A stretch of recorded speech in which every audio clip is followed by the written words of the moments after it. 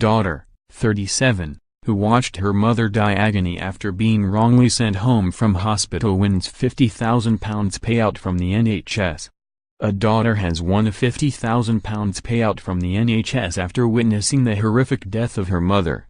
Shawna Gordon was left scarred for life by watching her mother dying in agony after being wrongly sent home from hospital. Harmony Tucker, 37, had been admitted suffering from severe tiredness and breathlessness. She was diagnosed with thyrotoxicosis, a life-threatening condition that can cause heart problems and death if left untreated. But doctors failed to carry out vital tests including a chest X-ray that would have shown she was critically ill and twice sent her home where she later collapsed and died. Miss Gordon, now 26, and her grandmother, Yvonne Gordon, sued the hospital for the psychological damage and trauma they suffered as a result of witnessing the death. The hospital agreed to pay £50,000 in an out-of-court settlement but has not admitted liability for the psychological damage.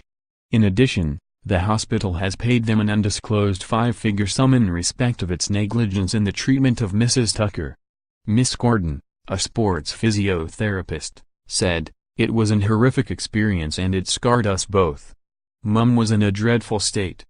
Grandma and I couldn't believe she'd been discharged given how unwell she was. When she started coughing we were totally traumatized.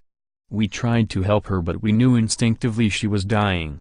Then the blood started frothing from Mum's eyes and nose as well as her mouth. All we could do was watch. Grandma was cradling Mum's head in her hands and watching the daughter she'd given birth to die in front of her. I will never forget it." Mrs. Tucker, a mental health nurse, was treated at City Hospital in Birmingham in June 2012. Miss Gordon, who was 20 at the time and had just returned home to Aston, Birmingham, after completing her first year at university, said she will never forget the horrific events. Law firm Lee Day brought the claim on behalf of Miss Gordon and her grandmother.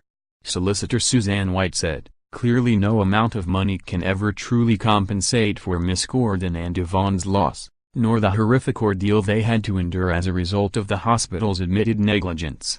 Whilst settlement has been reached, it is shameful that the Sandwell and West Birmingham Hospital's NHS Trust has not admitted liability for the psychiatric damage suffered."